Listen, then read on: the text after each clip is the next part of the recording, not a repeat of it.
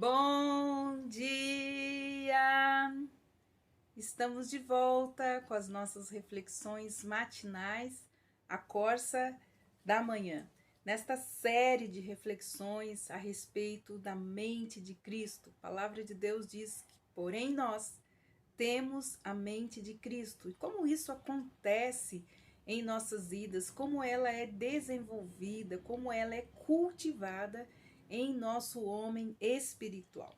Nós estamos então vendo as 17 virtudes ou as 17 características semelhantes então à mente de Cristo. E hoje vamos falar a respeito de mais uma delas. Então, o que precisamos entender que para experimentarmos uma genuína transformação no íntimo da nossa mente, porque toda mudança ela começa em nossa mente. Provérbios diz que aquilo que o homem pensa, ele é.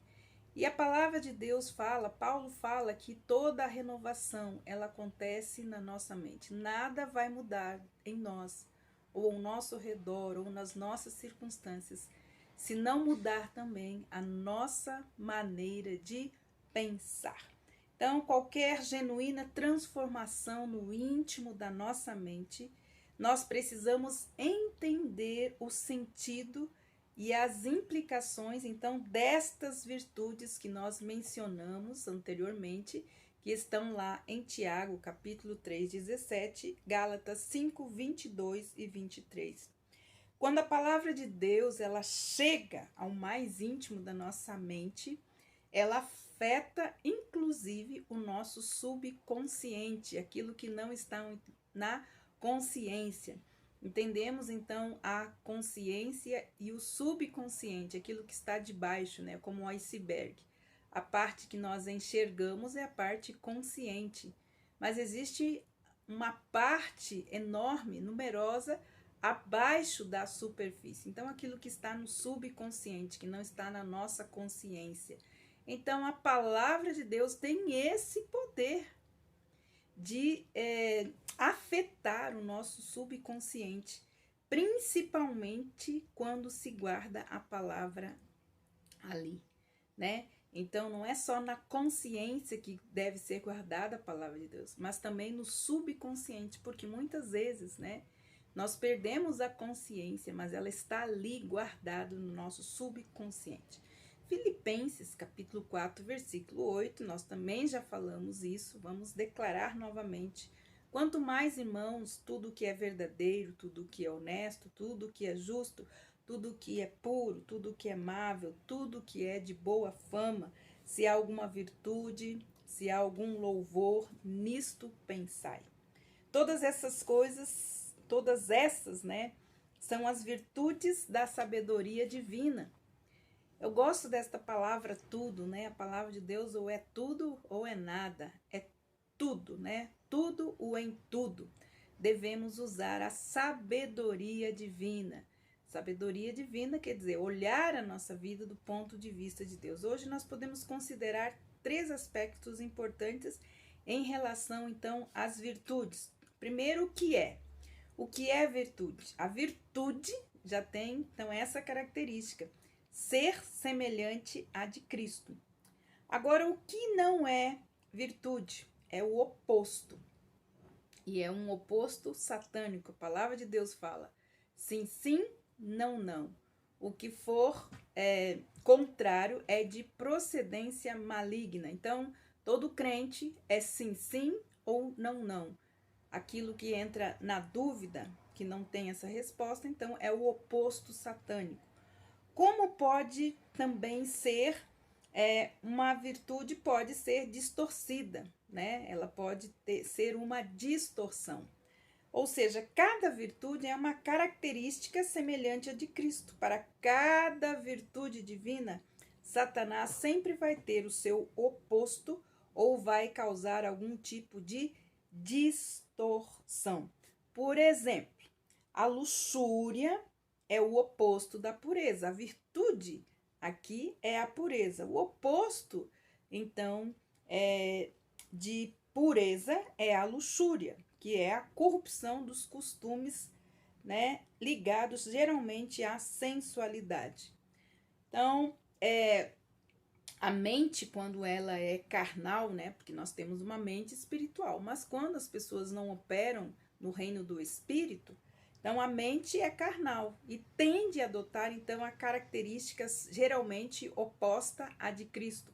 Se eu sou de Cristo, minha mente, a tendência dela é ser uma mente pura. Mas se eu tenho uma mente carnal oposta à de Cristo, então a minha mente ela vai ter uma outra virtude, que é a luxúria. De igual forma, Satanás tem também uma distorção para cada uma das virtudes. Então, nós temos uma virtude que é semelhante de Cristo, que Satanás pode usar o oposto e também uma distorção. Se não procurarmos chegar à maturidade em todas as virtudes, nós corremos o risco de distorcê-las, e isso é muito sério.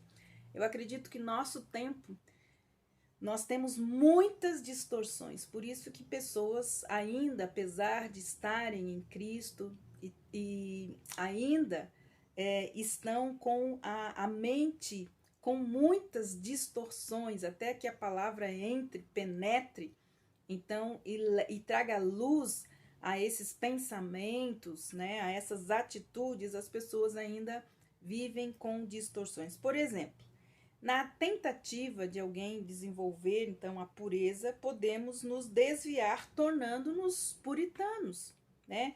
Uma das qualidades mentais que o Senhor está cultivando por meio do Espírito Santo de Deus em nós é o discernimento espiritual.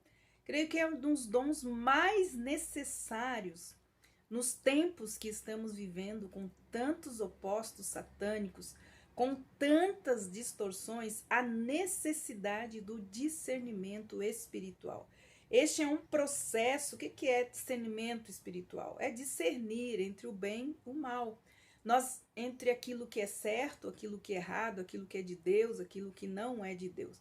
Então, é um processo espiritual de discernir ações e pensamentos que são corretos de ações e pensamentos que são incorretos. Deus quer nos ajudar a conhecer a diferença entre ser puro, luxurioso ou puritano. A virtude é puro, o oposto, luxurioso. E a distorção, ser puritano. Então, nós precisamos desta operação do Espírito Santo de Deus nos dando o discernimento espiritual. Nós precisamos orar a respeito disso e pedir ao Senhor que nos dê o discernimento. É importante esta função do Espírito Santo de Deus de nos ajudar a discernir entre as virtudes que são semelhantes à de Cristo, os opostos satânicos e as distorções. Então, considerando então a virtude semelhante à de Cristo, que é puro, o que precisamos fazer progresso é ter uma mente e um coração puro. A pureza é estar totalmente limpo, ou seja, irrepreensivelmente puro. Esta é uma obra feita pelo refinador, pelo purificador, como nos fala Malaquias capítulo 3:3, que nos diz assim: e ele se assentará como derretedor e purificador de prata. Purificará os filhos de Levi e os refinará como ouro e também como a prata. Ele trabalha por meio da sua palavra para sermos puros e não puritanos, porque puritanismo consiste em usar a nós mesmos como parâmetro de pureza, em vez de termos Cristo como nosso padrão. Os puritanos fazem isso. Eles colocam-se como o padrão de pureza e de santidade, em vez de ser Cristo o padrão de pureza e santidade deles. Por isso, a distorção de puro é puritano, ou legalista, ou farisaico, ou rígido, ou severo, austro ou santarrão. Mas o nosso padrão de pureza é Cristo, e amanhã então nós falaremos mais a respeito disso. Podemos encerrar a nossa reflexão orando, pedindo ao Senhor. Ao puríssimo Senhor Jesus, Nós o adoramos e nós o glorificamos. Nós glorificamos a pureza que vemos em sua vida e queremos ser puro como tu és. És o nosso refinador, és o nosso purificador. Refina-nos e purifica-nos para que possamos então ser como tu. Queima e tira das nossas vidas tudo aquilo que seja impuro. É isso que nós pedimos em teu precioso nome. Amém. Que Deus abençoe você e até amanhã com as nossas reflexões matinais, a Corsa da Manhã.